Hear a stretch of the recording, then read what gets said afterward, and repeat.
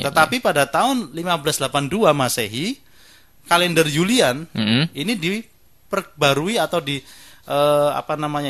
dibetulkan ya oleh Gregorian ya, oleh Paus Gregorius ke-13.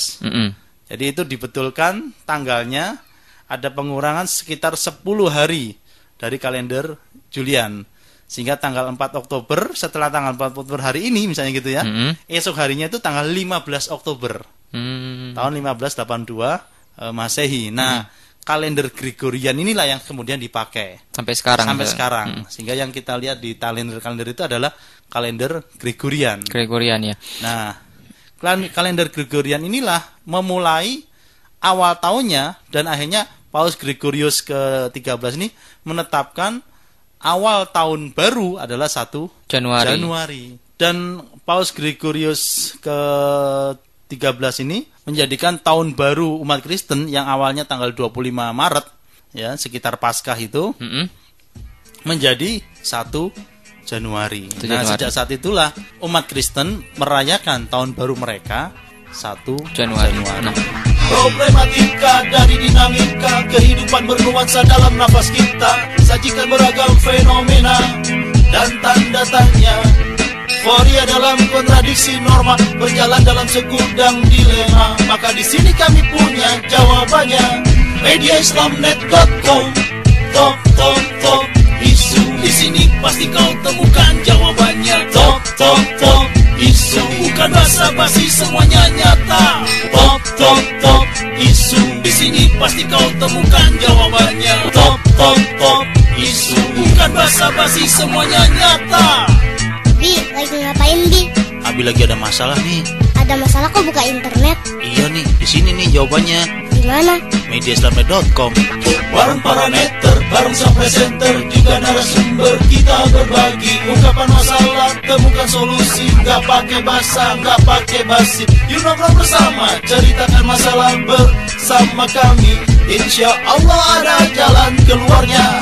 Mediaislamnet.com.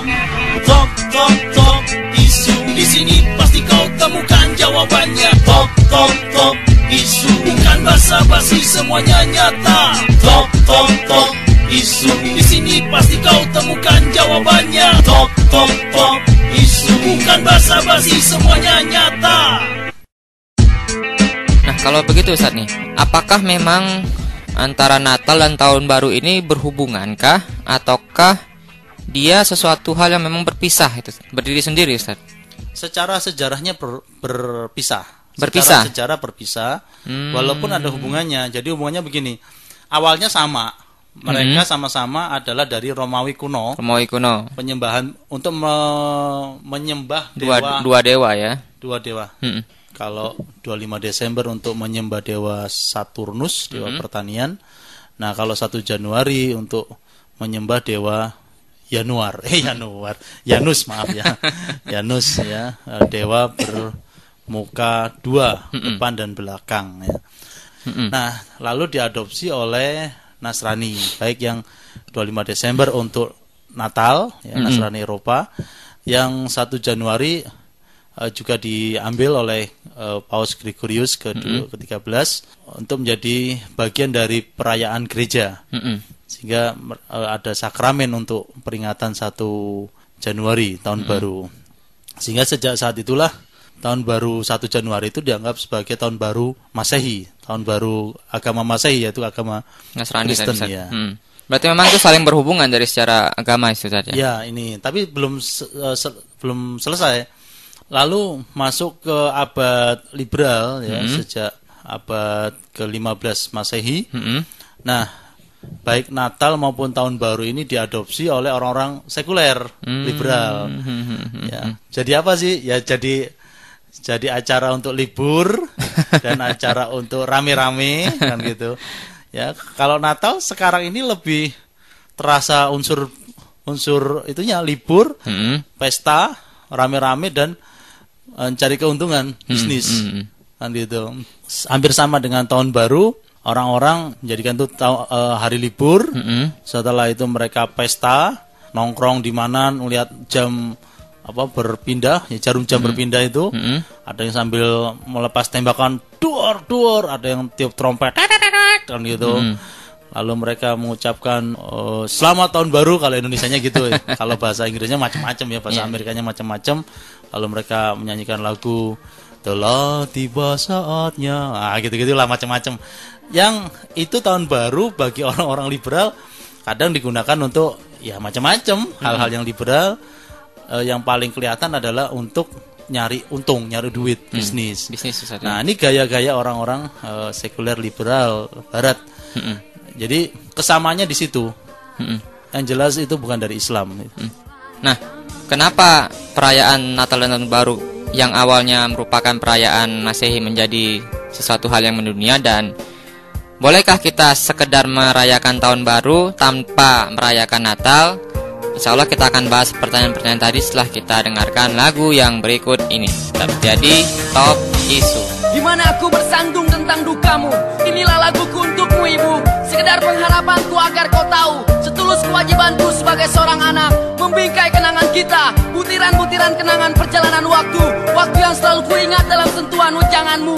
Di ujung pintu rumahku berlalu, menahan pilu tentang kehilangan dirimu. Tapi jalan hidup adalah nuansa, nuansa yang ingin ku jawab dengan kebenaran yang sempurna. Berantah logika yang harus ku terima, logika dari fakta konsekuensi ujung hati yang ingin bicara. Tentang fakta, tentang realita yang kutemukan bersama cinta ampunya surga. Bahasa kasih sayang dari keharuman Madinah. Di setiap pertarungan sisi hati yang ingin menyapa hidayah. Hidayah dari sebuah permata yang membakar batas peradaban dunia.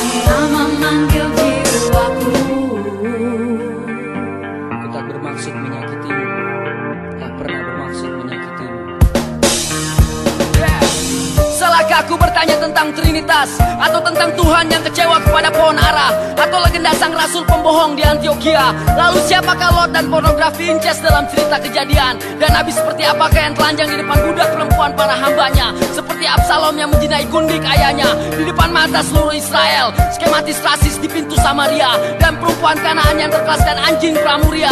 Beri celah antara keracuan dan kitab terjabul melebur zina. Bagi Tuhan yang bahkan masih bisa tertidur dan menangis ketakutan, bacakanlah doktrin itu ibu, dogma Tritunggal yang bohongi fakta, hingga misteri laki-laki yang bersinar dari pegunungan Paran, generasi cahaya robani dari revolusi suku Kedar, dan mimpi Yesaya atas kedatangan pasukan onta. Maka aku bersaksi ibu, di atas ketulusan hati ini, bahwa tiada Tuhan selain Allah, dan Nabi Muhammad itu adalah utusan Allah. Utusan Allah.